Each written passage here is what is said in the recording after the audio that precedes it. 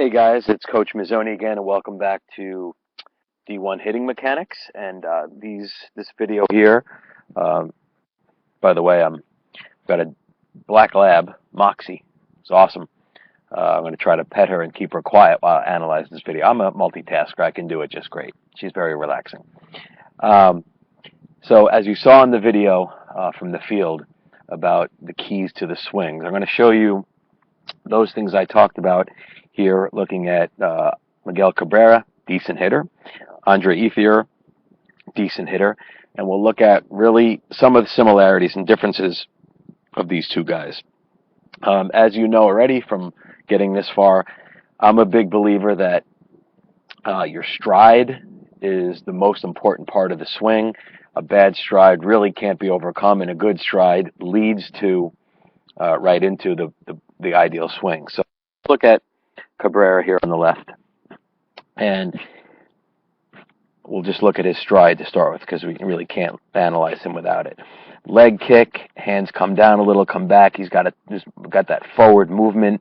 He's attacking the ball, aggressive hitter, foot lands. Couple of things to see here at foot plant.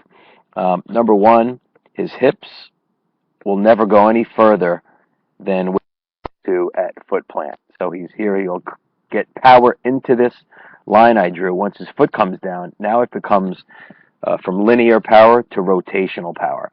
The second thing is you see his bat angle. His is actually a little past his head. So we had Mauer on top of his head. We had Pedroia a little bit behind his head.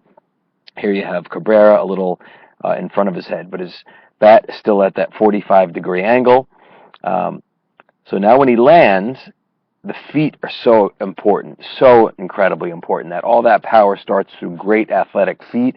It starts working through the knees and through the core. He starts, basically the bat gets pulled through. It's not the hands leading the swing. The lower half and the core are pulling the barrel through. And this is key. The people that are very hand focused, they basically wind up making contact when they're already extended. It's not the crispest all-time video here, but you can see that Cabrera's front arm at contact is actually slightly bent.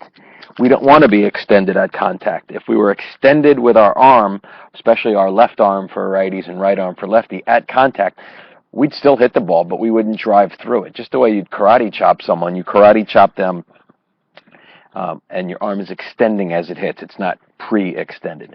You see at contact, every big league hitter in the history of the sport is up on their back toe. The squish the bug, which I think is going away, which always was taught. Now with all the video, we realize there is no squishing the bug. If you squish the bug, it means you're only a rotational hitter. You'll make contact. You'll never really drive the ball, especially with a BB core bat or a wood bat. Cabrera gets great extension. Extension is huge. Extension also happens by the byproduct of a good stride, but he basically is now fully extended as if he was throwing the bat at the pitcher, which is a great drill, throwing a bat not at a human being, but up the middle towards the pitcher. And then here's another little source of contention. So many people tell kids to have their left foot for a righty and right foot for a lefty, that it must point or stay in the ground and point towards the opposite base. First base for righties, third base for lefties. You don't see a Cabrera doing that. You don't see a lot of guys trying to crush baseballs have their front foot stay perfectly in the ground. And one other thing before I move on to Ethier, he's got like a one-handed finish. We could debate all day for the rest of the time whether a two-handed finish is better or one-handed finish. I think it's what works for you. If I had to list the reasons, I would pick a one-handed finish. I think is more comfortable for most, but there's plenty of guys that were incredibly talented and good that had a two-handed finish.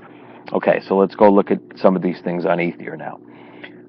Leg kick also, hands start lower, but by the time he lands, hands are up high, bat is at a 45-degree angle. Let's look at the hip, how the feet have generated enough power so that he doesn't need his hips to do anything more by the time his foot comes down. He gets on his back toe, his front foot is coming off the ground because he's trying to crush the ball. Tremendous extension.